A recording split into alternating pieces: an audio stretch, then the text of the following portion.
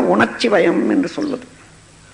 ஆனா பயிற்சியினால, மனோபயிற்சியினாலேயும் இப்படிதான் செய்யணும் அப்படிதான் செய்யணும் என்ற அளவுக்கு ஒரு ஒழுக்கம், பண்பாடு, விழிப்பு நிலை வந்துட்ட பிறகு அந்த சக்தி இருந்த போதிலும் கூட அதை தேக்க வைத்துக்கொண்டு நாம் விருப்பம் போல செயல்படுத்தக்கூடிய ஒரு முறை உண்டாகுது, பண்பாடு. மழை பெய்யுது, ஆற்றுல போகுது, எங்க இருந்து சமுத்திரத்தில் வந்துடுது, அது ஒண்ணு. மழை பெய்யுது, ஆற்றுல தண்ணி வருது, அணை கட்டியாச்சு, அதுல இருந்து காவாய் போட்டு பாய்ச்சல் வைக்கிறோம்.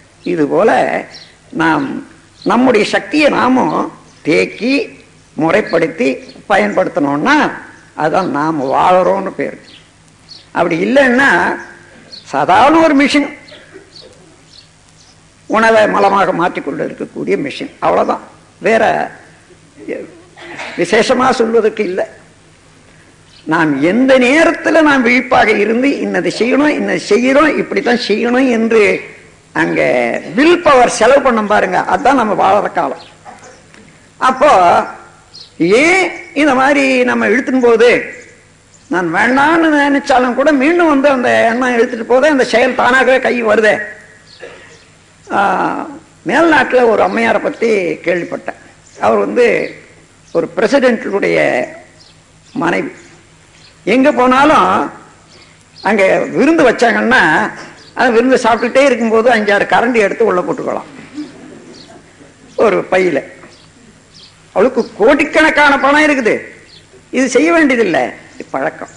அப்போ எல்லாம் ஆன பிறகு தனியா கணவன் போய் அதை விருந்து வச்சவங்களாண்ட, இந்த மாதிரி என்னுடைய மனைவிக்கு இந்த மாதிரி பழக்கம் உண்டு, இன்னைக்கு எத்தனை கரண்டி காணாம போச்சுன்னு கணக்கு எடுத்துக்கங்க, வாங்கிட்டு என் பேர்ல பில் அனுப்பிச்சுடுங்கன்னு சொல்லுவாங்க.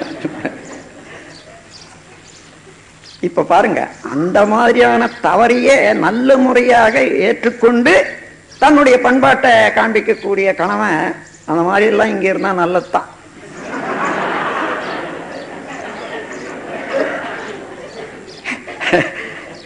அந்த அளவு பொறுமை இருக்கணும். அந்த மாதிரியான பொறுமைக்கு மேல்நாட்டில் ரொம்ப பேர் பழகி இருக்காங்க. அதை நானே நேரடியாக கூட பார்க்கிறேன், நான் கேள்விப்பட்டது உண்டு, நேரடியாகவும் பார்க்கிறேன். அது கண்ணு கை எடுத்து வச்சத அதையே இருக்கிற அந்த அம்மா அதை வேலை முடிஞ்ச உடனே ஒரு கரண்டி எடுத்து உள்ள போட்டுக்கிறது. இது அந்த மாதிரி, இதுதான் பழக்கம். இந்த பழக்கத்துல அடிமையாகிவிட்டா அந்த பழக்கம் எதுவோ அது வரைக்கும் தான் மனிதனுடைய தன்மைன்னு வச்சுங்களேன். அப்போ நமக்கு 2 விதமான பதிவுகள் என்று பாருங்க. அதாவது சஞ்சித கர்மம் ஒண்ணு, பிராரப்த கர்மம் ஒண்ணு. இந்த 2ம் ஒரு மனிதன் சேர்ந்த பிறகு அது எவ்வளவோ அதுதான் மனிதனுடைய தன்மை. அதற்கு மேலேயும் இல்லை கீழையும் இல்லை. ஒரு மனிதனுடைய தன்மை எப்படி அமையுது, அதாவது மனதனுடைய தன்மை அல்லது பண்பாட்டு தன்மை, உயர்வு தாழ்வு, நீங்க எதை எடுத்தாலும் சரி, இது எப்படி அவர்களுக்கு ஒவ்வொரு மனிதனுக்கு அமைஞ்சதுன்னு பார்த்தீங்கன்னா, சஞ்சித கர்மம் ஒண்ணு, பிராரப்த கர்மம் ஒண்ணு. உருவமைப்பு, குணம், அறிவின் உயர்வு, கீர்த்தி, உடல் வலிவு, சுகம், செல்வம் எல்லாமே இந்த சஞ்சித கர்மத்தினாலையும் பிராரப்த கர்மத்தினாலையும் இணைந்த பிறகு இந்த கூட்டி பார்த்தீங்கன்னா சம் டோட்டல் எதுவோ அதுதான் மனிதனுடைய தன்மை. அதனால இந்த பதிவுகள்ல நல்ல பதிவுகள் உண்டு, தேவையற்றது தீமை தரக்கூடிய பதிவுகளும் உண்டு. நமக்கு தெரியாமலே ஏதோ செய்திருவோம், பழக்கத்திலேயே தொடர்ந்து வரும். என்றைக்கும் ஏன் செய்யறோம் இதன்னு திரும்பி பார்க்கிறதே இல்லை. அதனால கூடிக்கொண்டே இருக்கும் பழக்கங்கள் வேற. அப்போ அதை ஒட்டி இப்போ 4 பேர் போறோம், ஒரே ஒரு பொருளை பார்க்கிறோம்னு சொன்னா 4 பேருக்கு 4 விதமான கருத்து உண்டாகுது, செயல் உருவாகுது. அதுதான் புகுவினை என்றும் ஆகாமிய கர்மம் என்று சொல்லுவாங்க. ஆ என்றால் ஆன்மா, காமியம் என்றால் ஆசை. ஆன்மாவுக்கு இச்சை ஊட்டி புதிய புதிய செயல்ல ஆழ்த்த வல்ல வினைக்கு ஆகாமிய கர்மம்னு சொல்றது. இந்த ஆகாமிய கர்மம் எப்படி வந்தது என்று பார்த்தா சஞ்சித பிராரப்த கர்மம் தான் அடிப்படை. இப்போ இன்னைக்கு ஆகாமிய கர்மம் ஏதோ விரும்புறோம், ஒண்ணு செய்யறோம்னு வச்சுங்க, நாளைக்கு அது பிராரப்த கர்மம். நான் விரும்பினே செய்தேன் என்று சொன்னா எனக்கு பின்னால ஒரு குழந்தை பிறக்குமே, ஆனால் இன்னைக்கு நான் செய்த ஆகாமிய கர்மம் அந்த குழந்தைக்கு சஞ்சித கர்மமாக மாறிடும். இப்படி தொடர்ந்து வரும். அப்படி பதியக்கூடிய பதிவு இயற்கையாக தானாகவே அந்த பதிவு அழிவதற்கு கணக்கெடுத்திருக்கார்கள் மகா மேதைகள். 140 ஆண்டு சென்றாதான் இன்றைக்கு ஒரு பதிவு ஏற்படுமே, ஆனால் அந்த பதிவு அடியோடு நின்றுவிடும். அத தலைமுறை கணக்கெடுத்து 7 தலைமுறைகள் என்று சொல்வார்கள். ஒரு தலைமுறைன்னா 20 ஆண்டு.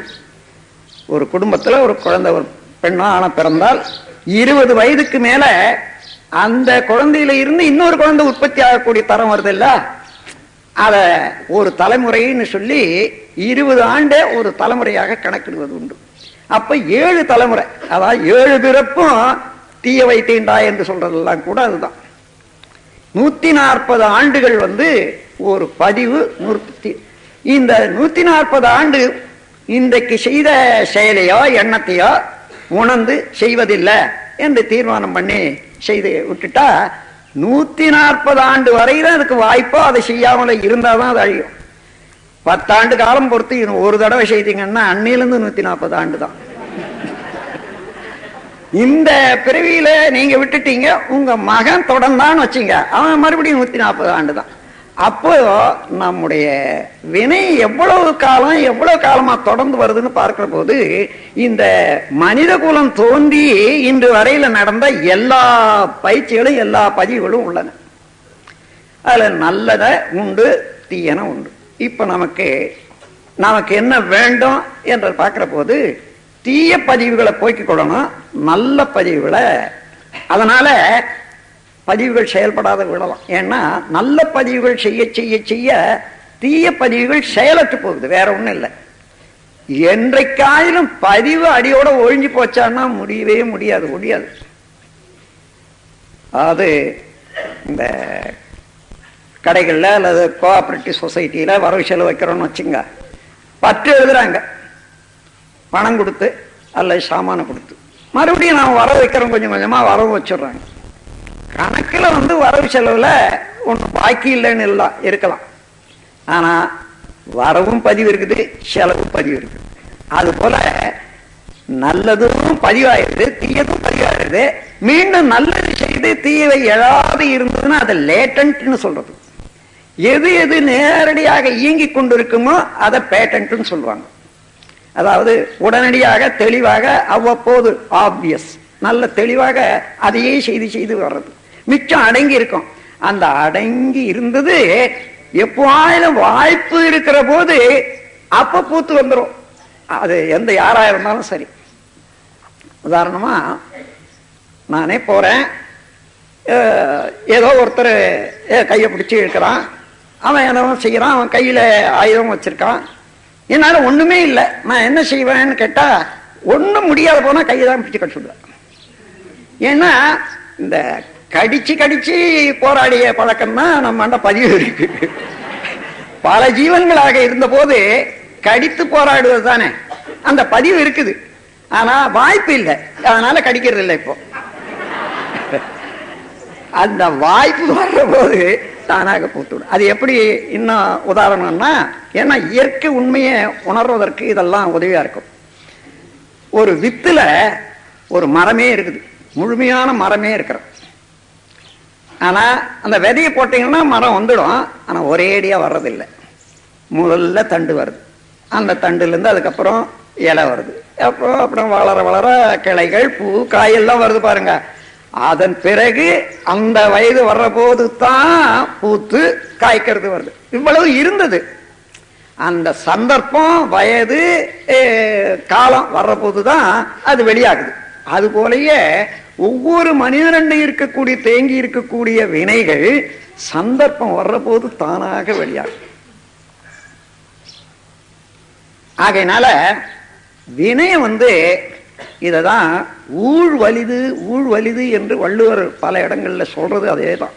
அந்த ஊழ் என்பது அது இயற்கையினுடைய நியதி, அதுதான் ஊழ், இறைவனுடைய ஆற்றல். எந்த செயல் செய்தாலும் அதுக்கு தக்க விளைவை தந்து கொண்டிருப்பது என்பது அதுதான் ஊழ். அதை மாற்றி அமைக்கணும்னா அறிவு வலிதாக இருக்கணும். அது எந்த அளவில் உணர்ந்துதான் தான் செய்யணும். அப்போ நம்ம தெரிஞ்சுக்கொண்டோம், சில சமயம் துன்பங்கள் வருகின்றன, உடல்ல நோய்கள் இருக்கின்றன, மன குழப்பம் வருது. இவைகள்லாம் என்னத்தை காட்டுது? தேவையில்லாத வினை, தீய வினை பதிவுகளின் விளக்கம். வறுமையானால் அது என்ன என்றால் உடல்ல நோய், உள்ளத்திலே களங்கம். இந்த இரண்டு தான் தீவினை பதிவுகளை நமக்கு சாட்சி சொல்றது. நம்ம இடத்துல வினைப்பதிவு உள்ள இருக்கிறது, அது வெளியாகி இது எடுத்துக்காட்டு.